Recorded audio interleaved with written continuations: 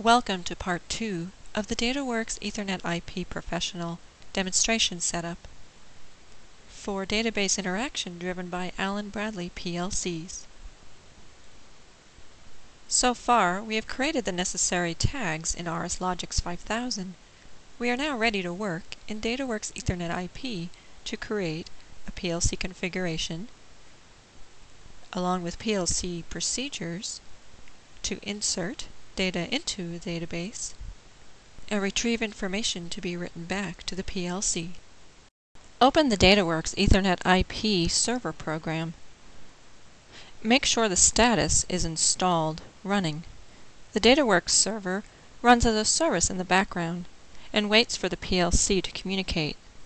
You can close the DataWorx Ethernet server program window and the service will continue to run in the background. Open the DataWorx Ethernet IP monitor program. The server address defaults to localhost. Click Connect, and the DataWorx monitor will connect to the DataWorx service running on the same computer. Select Options, Configure Server, and click Add.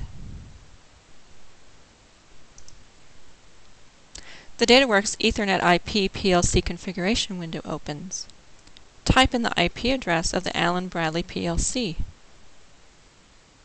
You may also specify an optional alias. The database type for our demonstration is Access. Either type in the path for the Microsoft Access database or click Browse. Click Connect to connect to the database.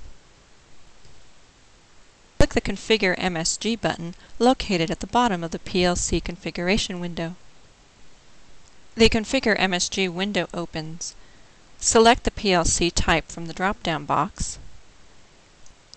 Indicate the element of the PLC data source array where the DataWorx related information will begin. The notation N7:0 indicates that we will use the first element in the data source array. Click OK.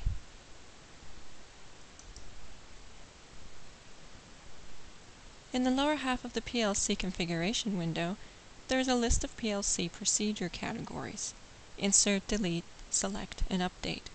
These are the database operations that DataWorx can perform upon request from the PLC. Click Add.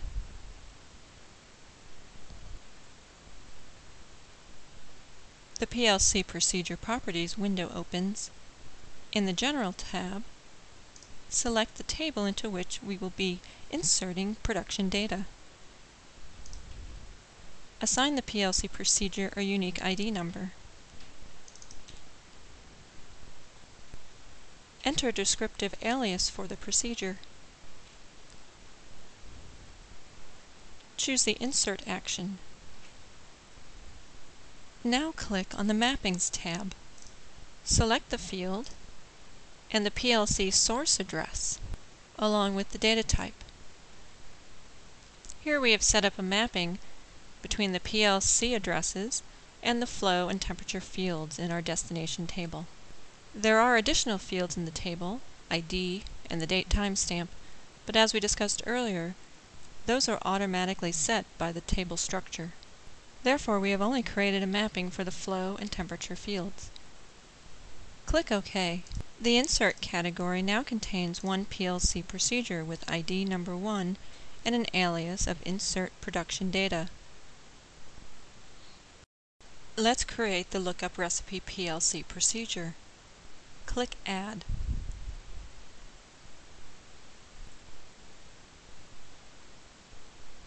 Select the Recipes table.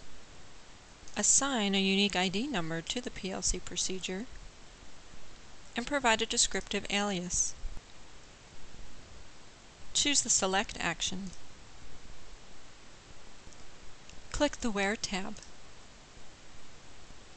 In the Field column, choose the Recipes Code field. In Mappings, choose the data element that will contain the code that the PLC wants to find in the database. Let's choose N7:3. Specify the data type and the operator. Click Mappings. Here we specify which data table fields we want to write back to the PLC. In this case, recipe flour and recipe sugar.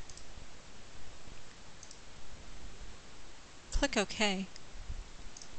The second PLC procedure now displays under the Select section.